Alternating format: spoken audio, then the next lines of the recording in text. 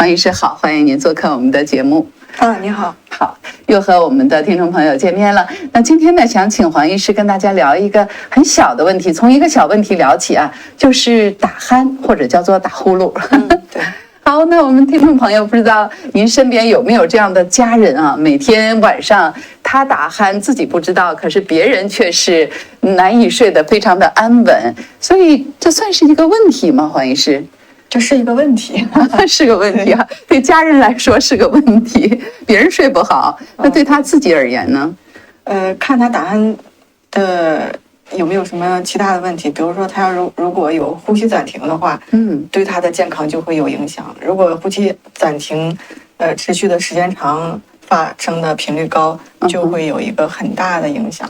哇哦，我这里面呢提前准备了一些打呼噜的声音啊，这也是网络上找到的，想请我们的听众朋友听一听哈，感觉一下这个呼噜声您是不是熟悉？当然，更重要的是想请黄医师给我们鉴定一下哪一种呼噜声是属于他们在这个医学上所定义的这种呼吸暂停。那我们就来听听看哈，看看。这是第一种。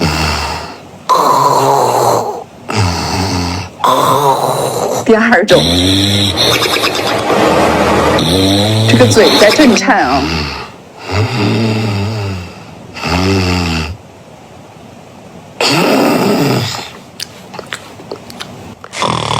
第五种了，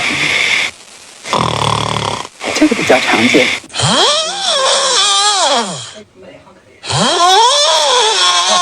怎么样？哇哦！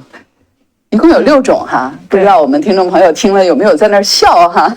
那哪一种在您看来是属于呼吸暂停的呢？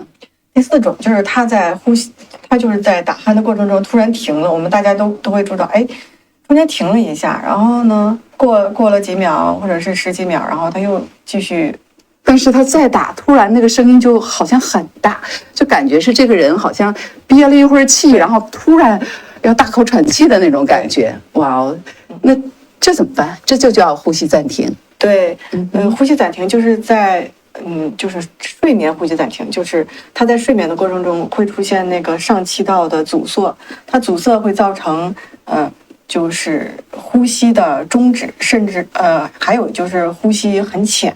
然后这种情况呢，如果他呼吸终止或者说呼吸很浅的话，就是他虽然好像你感觉到他有呼吸，但是他呼吸很浅，就是气流不是那么顺畅，它也会造成夜间的血氧下降，就是在这个暂停的时候或者是呼吸浅的时候血氧下降，血氧下降的话对人是一个巨大的风险。哦，好的，那听起来就是你的气儿喘得不够了，就是这么理解哈。所以，那你生命活动需要的氧气就不够了，这很危险。有的时候好像有的人都会自己把自己憋起来。对，所以我们看到就是有呼吸暂停的人，他经常会憋醒。对。那么在医学上，就是什么样的人可以正式的界定是属于你就是呼吸暂停？比如说我就停个2秒，这算不算呼吸暂停呢？要大于10秒。对，大于等于10秒。我觉得这个人很有意思啊！你像咱俩在这说话，我要想让我的呼吸暂停，或者人游泳的时候你憋一口气，这个人们是能够承受一定的时间的暂停呼吸的。当然，这个暂停它是自己有意识的一种控制。但是如果他就是属于睡觉，他自己失去控制的这个情况下，动不动就停了，我觉得这事儿挺严重的感觉。对，因为我们的呼吸是为了让我们吸入氧气，氧气进入血液呢，然后血液带着氧气，然后供给你身体各个细胞组织的需要，生理活动的需要，血氧嘛，对。然后那你如果这个血氧含量低，然后那你的其实你整个机体它都是处于一个缺氧的状态的，但是这个缺氧对大脑、对心脑血管的影响是最大的。所以就是如果是，那我们就想到了，就是这个呼吸暂停对人会造成哪些危害？那最大的危害就是心脑血管疾病嘛，心脑血管疾病高发嘛，你缺氧，然后呢，首先就是什么高血压、冠心病，然后还有一些心律不齐啊、心衰啊，然后那个还会造成中风的风险也会增高。对，还有就是肥胖、代谢性疾病呀。对，再有就神经系统的疾病，那对脑的那些影响，记忆力减退啊，情绪不稳啊，等等。我觉得这可能是长期，就是你会积攒到这样的一个后果。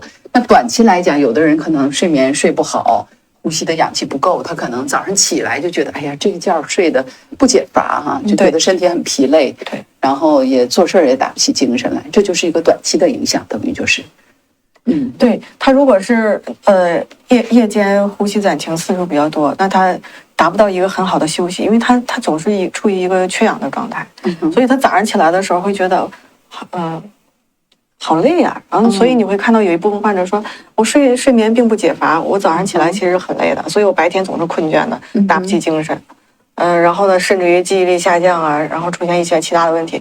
那还有一部分人说，哎，我最近这个就是胖了好多，那他可能其中一个原因就是呼吸暂停，再有就是什么高血压也出现了，然后冠心病啦，然后还有呢就是那个可能它也会影响那个血糖嘛。它会不会带来生命危险？会有夜间猝死的风险。哦，哇哦，所以这个就更要引起重视了哈。那讲到这儿，黄医师可能大家就好奇，是只有打呼噜的人才会出现这种呼吸暂停吗？就是它出现的成因是什么呢？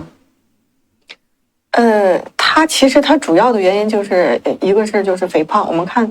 胖人会比较容易打鼾，就是你肥胖的话，你的脂肪就是那个堆积在那个气道里面，它也会造成那个呼吸道的呼吸不畅，对吧？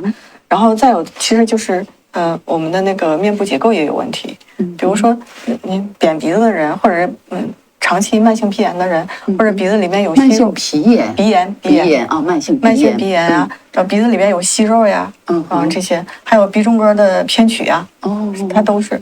还有呢，就是我们有的人可能就是舌头比较大，他一躺着舌头往后一坠，然后就被堵上。舌头其实是一坨肉哈。你像我们买猪舌、买牛舌的，你就发现那舌头一大条肉，它是一条肌肉。对，所以那可能有的人舌头它生来就长得比较厚、比较大，那这个它在重力的作用下，你尤其仰面一睡的时候，那一块大舌头就当啷下来，对，就压住你呼吸的那个通道了。对，堵这儿了。哇哦，所以我就马上想到了，你看咱吹口哨哈，那个嘴就是留个小缝，然后你一吹气儿就滋儿，那声音就出来了。气道狭窄嘛，对，对你那个气道狭窄也一样。为啥鼾声有的人说隔2、3个房间都震天动地的？就是因为那个窄到一个份儿上，然后你出来的这个气流声音就被放大了哈。对。好。还有就是那个悬额垂下垂，还有就是悬额垂。悬额垂是那个小舌头吗？就上边那个小舌头嘛，就是对，它下垂，它咋会下垂呢？就是比如说有的人痰湿重的，或者有的人年龄大的、气虚的，他都会垂，或者是有的他就是出生的时候他的结构可能就是比别人要长一点，或者是人老了，就像所有的肉都会松一样，那块肉也会松吗？对，会松。OK， 好，这又是一个原因。对，还有呢，就是脖子很粗的，这部分人可能就是和这个肥胖有关了。那再有就是他那个下颌是后缩的，就是正常人他其实是上边和下边它是属于在一条线上，在一条线上。但是这个人呢，他是下颌明显的要退回去，对。然后这种呢，他就是他一退回去，你发现口腔就窄了嘛。对，他就容易造成这个。还有就是牙弓，有的人那个牙弓也是比较窄的。对，他牙弓窄，然后你就是这个口腔它也就变小了嘛，就是对。所以那这怎么办呢？这个就涉及到怎么样去治疗的问题，对吧？对，那么在这之前哈，就你刚才也说了一些，如果你不去干预的话，会产生一些后果，像心脑血管的问题啊等等，这些是因为你吸入的氧气少引起的。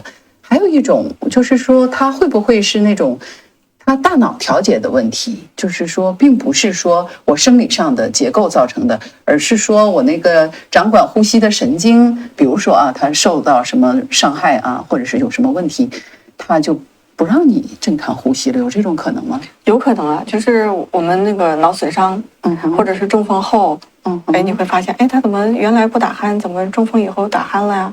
或者是脑损伤的人，或者是有一些人吃安眠药的，喝酒的。尤其是喝酒的，他可能不喝酒的时候还好，就是呼吸暂停是很轻的，然后，但是他喝酒之后，你会发现，哎，他怎么总憋着，然后这一夜就经常会出现呼吸暂停，他都是这样子的。好的。